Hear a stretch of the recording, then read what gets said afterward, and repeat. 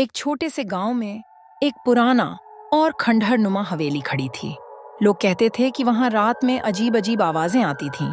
कुछ ने देखा था कि हवेली की खिड़कियों से खून की धारा बहती है, जबकि अन्य लोगों ने रात को उस हवेली के आसपास एक काले रंग की छाया देखी थी।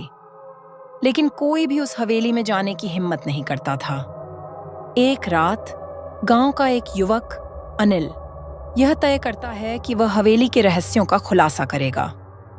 उसे अपने साहस पर गर्व था और उसने अपनी फ्लैशलाइट और एक कैमरा लेकर हवेली की ओर बढ़ना शुरू किया। हवेली की दरवाजे को धक्का देने पर वह आसानी से खुल गया। अंदर जाते ही उसकी फ्लैशलाइट की हल्की रोशनी ने कमरे के कोनों को केवल और अंधेरे में बदल दिया।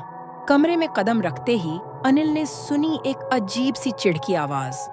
वह पलटे और देखा कि एक पुराना सोफा अपने आप हिल रहा था। वह अपने डर को छुपाते हुए आगे बढ़ा और एक किताबों की अलमारी के पास पहुंचा। जैसे ही उसने अलमारी को खोला, एक पुराना पांडुलिपि नीचे गिरी। पांडुलिपि को खोलते ही हवेली के भीतर की हवा अचानक ठंडी हो गई। पांडुलिपि में लिखा था, जिन्हें आजाद होना है उन्हें 100 सौदागरी कीमत चुकानी होगी। इसके साथ ही हवेली के अंदर अचानक से एक अजीब सी बूंद की आवाजें गूंजने लगीं।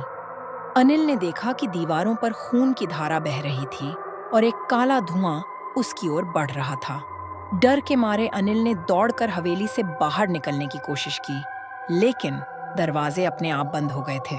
वह बेतहाशा चिल्लाने लगा, लेकिन हवेली में कोई सुनने वाला नहीं था। जैसे ही काला धुआं उसकी ओर बढ़ा, उसने देखा कि उस धुएं में से अजीब सी आकृतियां उभर रही थीं और उनका चेहरा वही था जो पांडुलिपि में लिखा था।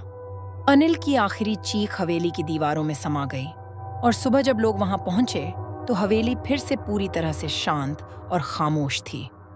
अनिल का कोई पता नहीं चला और हवेली के बारे में अफवाहें अब भी गांव में फैलती रहती हैं कि जो भी अंदर जाता है कभी बाहर नहीं आता।